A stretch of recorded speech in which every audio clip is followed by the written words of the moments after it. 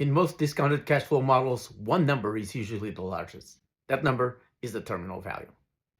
The terminal value represents the value of the business beyond the explicit projected period, once the company reaches a mature, sustainable phase.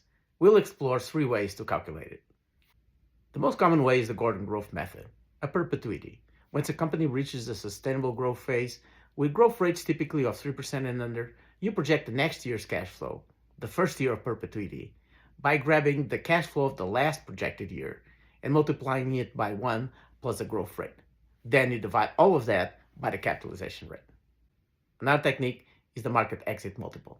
In this case, you apply a valuation multiple such as revenue or EBITDA to the revenue or EBITDA of the last projected period.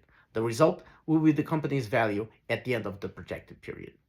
Please go back to the videos where we discussed the guideline transaction method and the guideline public companies method on how to get these multiples.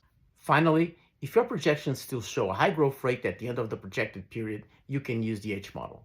The H model's formula, shown here, is a shortcut of sorts, and it does 2 things. First, it projects and discounts the cash flows of the company from the high growth rate to the sustainable growth rate during a predefined number of years.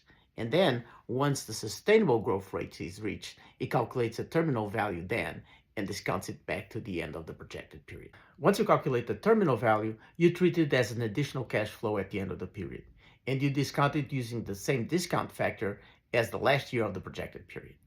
Add up all the discounted cash flows, including the discounted terminal value, and you have the present value of the company.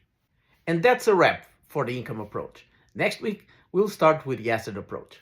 See you then. Gatto Consulting, Business Valuations, Fractional Financial Services, Strategy, M&A.